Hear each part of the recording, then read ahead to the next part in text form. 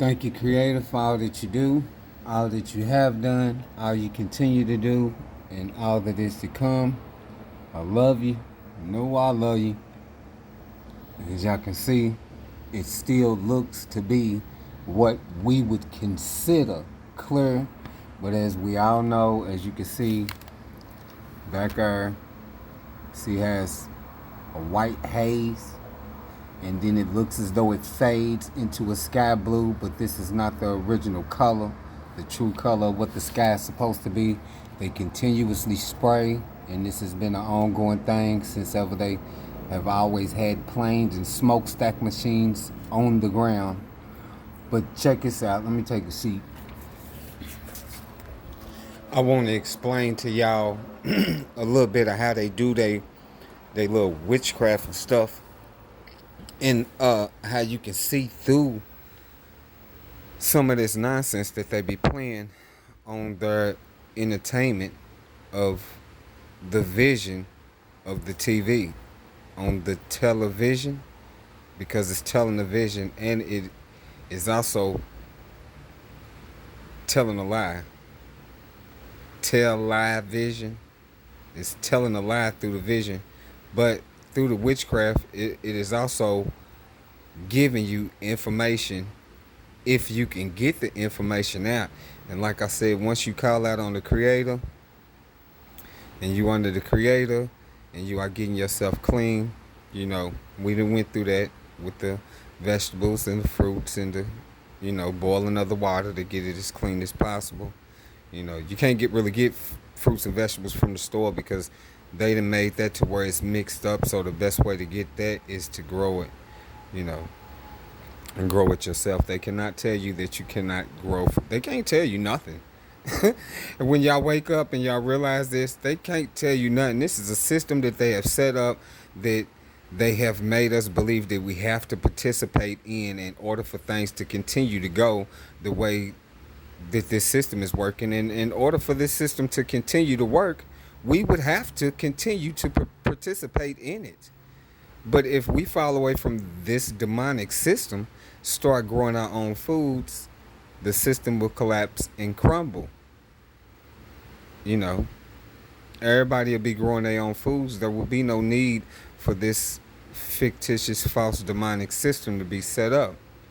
However, let me explain this to y'all real quick. So they got this, what do you call them?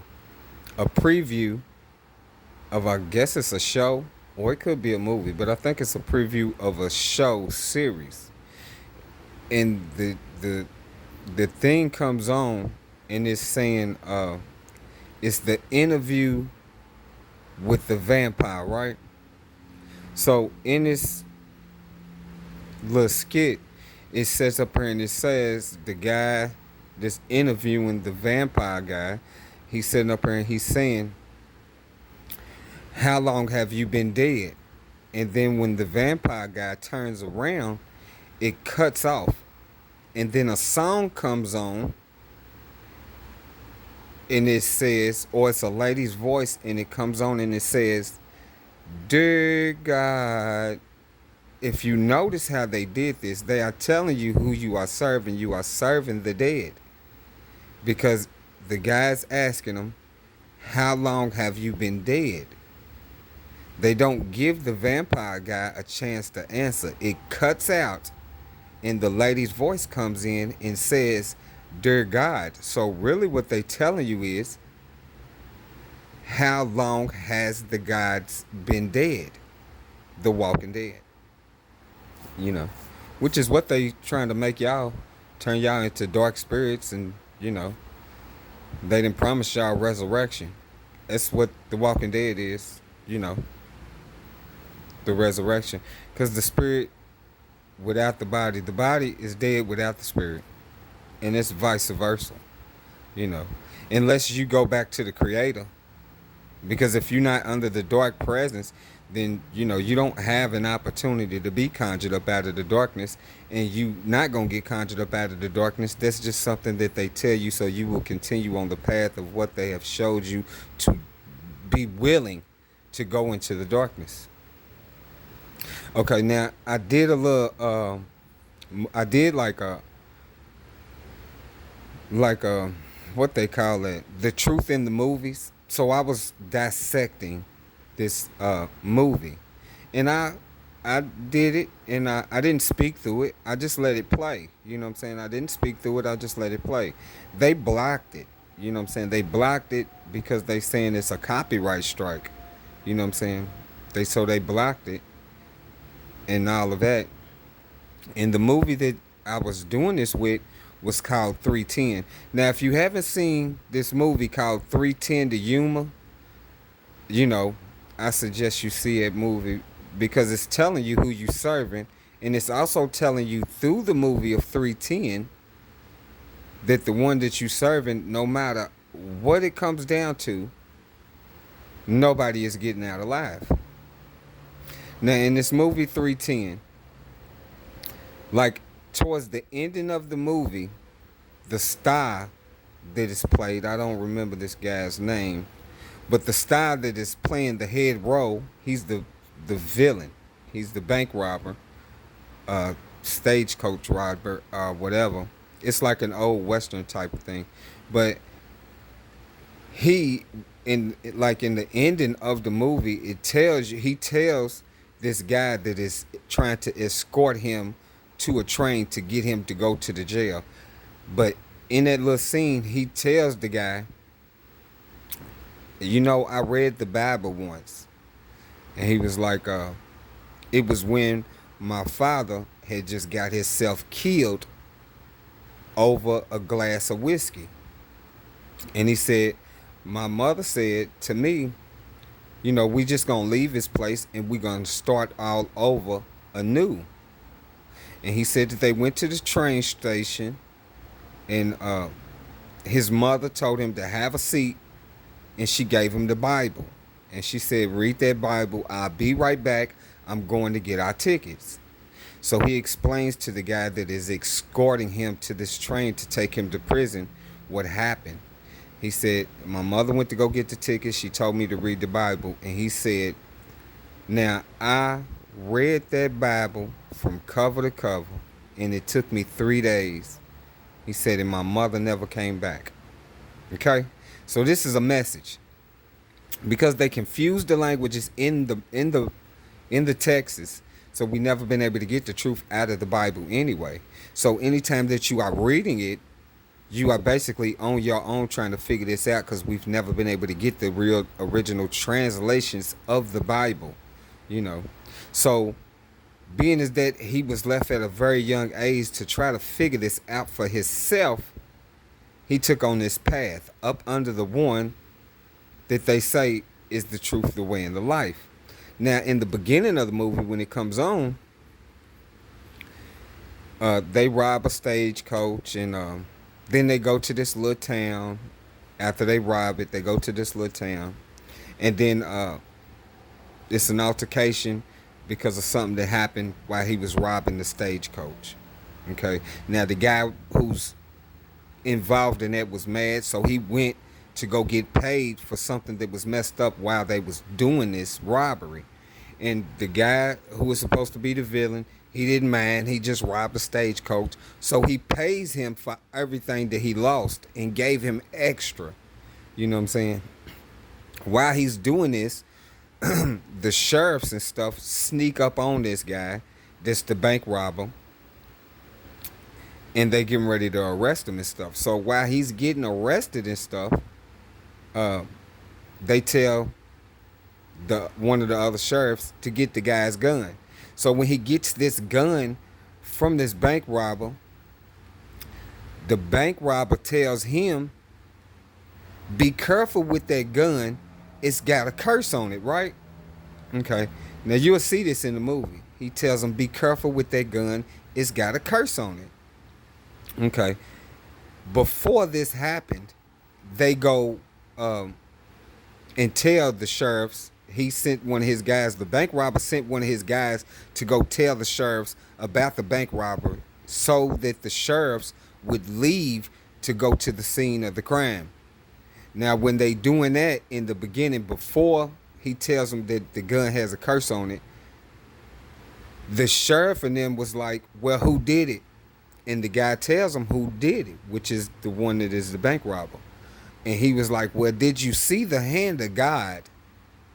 And the guy that's sending them out on this mission to go to the bank robbery, he's playing stupid. So he's like, what's that? And they was like, that's his gun. You know what I'm saying? So in the beginning, he done told this guy that the hand of God is this man's gun.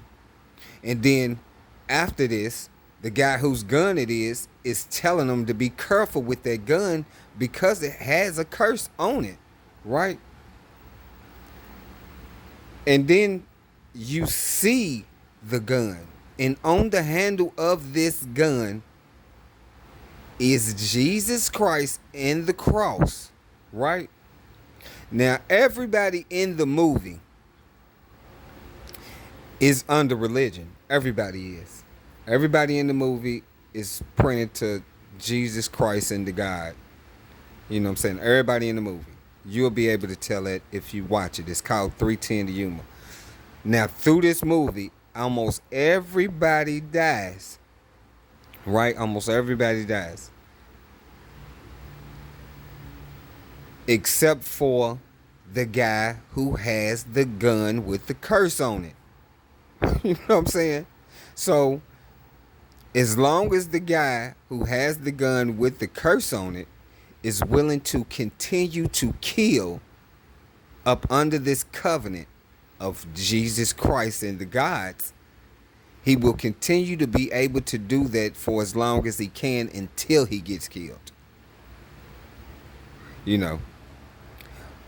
However, this guy who has the gun with the curse on it has a clique, a posse, a group of people that have followed him no matter what and are willing to do whatever it takes. Rob, kill, steal, whatever. They're willing to do whatever it takes as long as this guy who has the gun that has the curse on it tells them to do. Right? So the guy that was escorting this man to the train to send him to prison, he gets killed. And when he gets killed, now they try to show this as some sympathetic type of stuff, right? But I can see through the matrix.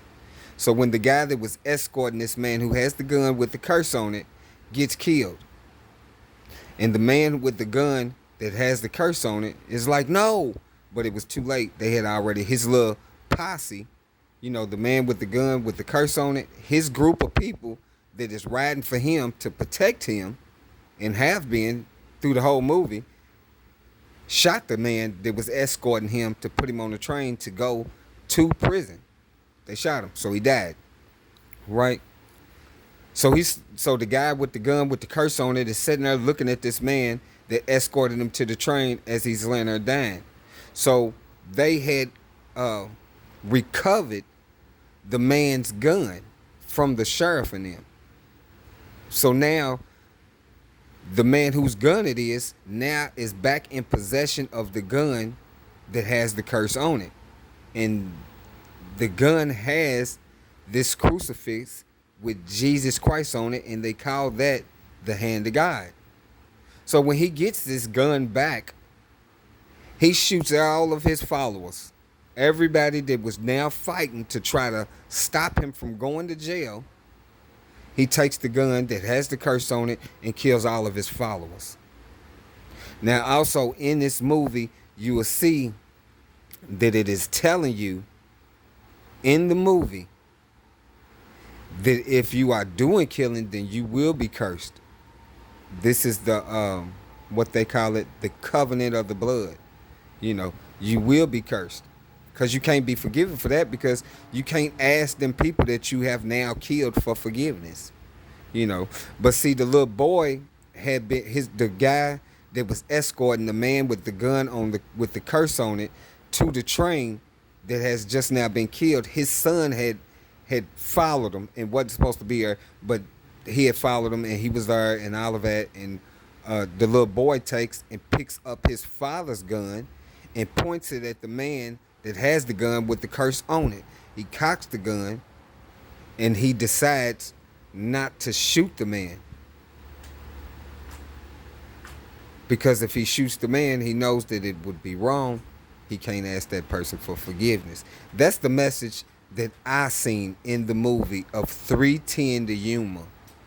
Now, a lot of they movies got this type of hidden message in them, and they do this with their movies, cartoons, and all of that stuff. All their TV shows, they do it with the songs and all of that old stuff. And they did it with the Bible and all of the ancient texts, the religious books. They did it with all of that.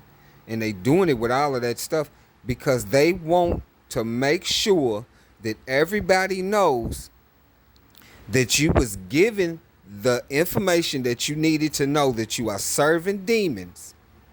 This way, when the time comes, you will not be able to deny the fact that you had the opportunity to see these things, to know these things, to get the truth.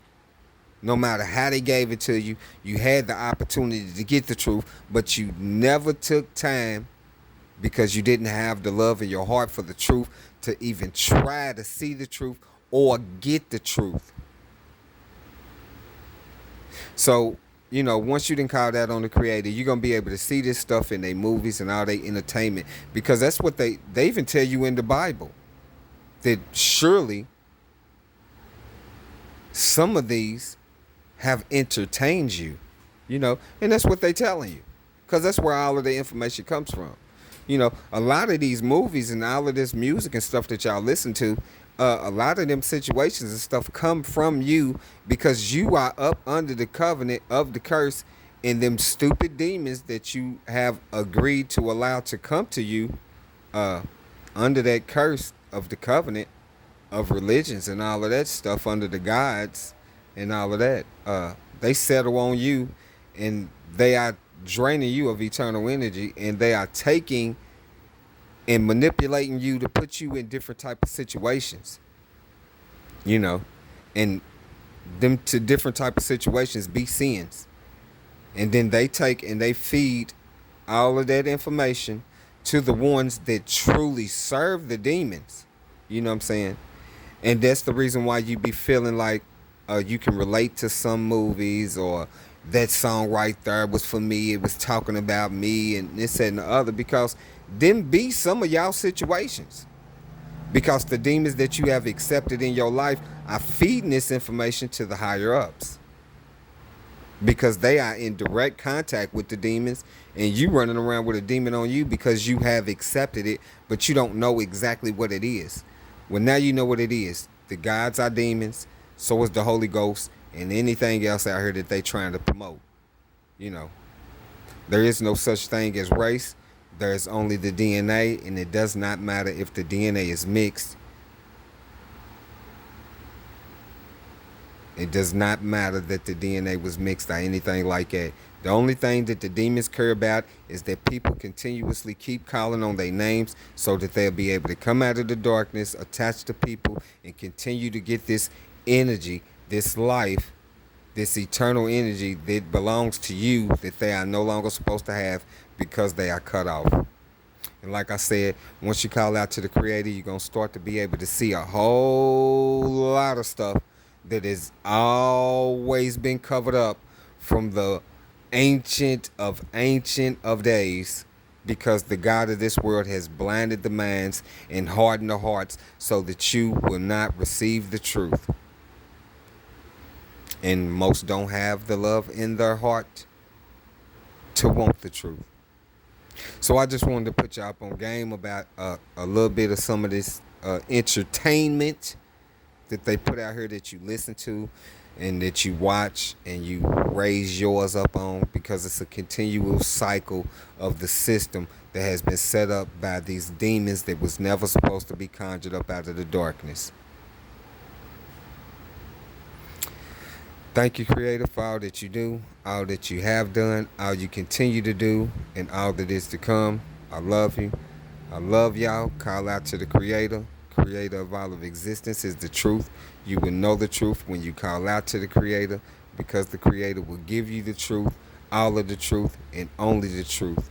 When you receive the truth from the creator of all of existence, you will then know that the creator of all existence is the truth. Do you speak it?